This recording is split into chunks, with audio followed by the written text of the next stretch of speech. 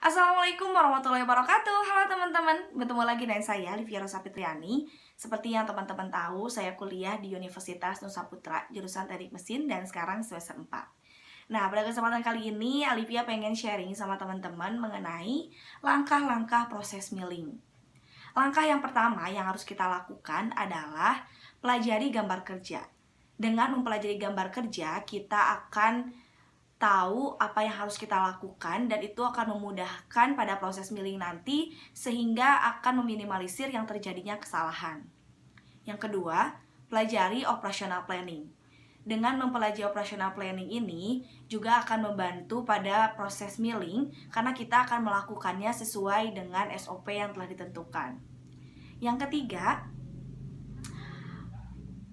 persiapkan alat ukur seperti jangka sorong, dan dengan mempersiapkan alat ukur ini akan membantu pada proses milling agar tetap presisi. Yang keempat, tentukan mesin dan pisau yang akan kita gunakan.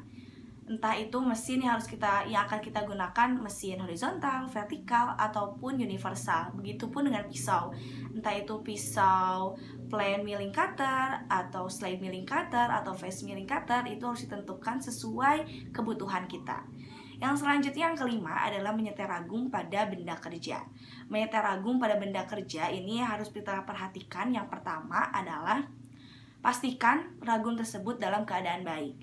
Dan yang kedua, usahakan ragum tersebut berada di tengah-tengah meja mesin. Yang ketiga, masukkan baut pengikat pada alur meja dan juga ragum. Yang keempat, kencangkan salah satu baut pengikat ragum agar ragum tidak berubah. Yang ketujuh adalah menyetel ragum pada meja mesin. Yang harus kita lakukan adalah letakkan dial indikator pada badan mesin. Yang kedua, pasang paralel pada mulut ragum, kemudian sensor dial indikator menggunakan sisi paralel. Yang ketiga, gerakan meja mesin jika jarum pada dial indikator ini bergerak, lalu pukul ragum secara perlahan. Yang keempat, gerakan meja mesin bila dial indikator atau jarum dial indikator ini menunjukkan angka yang sama, lalu keraskan kedua baut pengikat pada ragum tersebut. Langkah yang kedelapan adalah memasang benda kerja. Yang harus kita lakukan adalah pasang penyangga di bawah benda kerja. Lalu letakkan benda kerja pada mulut ragum dan batasi dengan karton. Selanjutnya adalah keraskan ragum sambil pukul benda kerja sehingga dudukan berada di atas penyangga. Yang selanjutnya, yang kesembilan adalah memasang pisau milling. Yang harus kita lakukan yang pertama adalah pasang arbor pada spindle mesin. Selanjutnya, pasang pisau pada arbor sesuai dengan pasak arbor.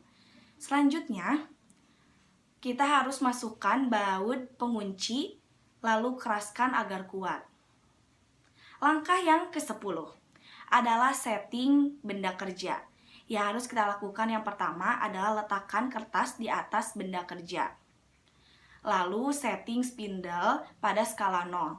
Begitupun dengan benda kerja, kita harus setting pada skala 0 juga. Langkah yang terakhir, yang ke-11 adalah pelaksanaan pengepresan. Yang harus kita lakukan yang pertama, hidupkan tombol utama mesin press.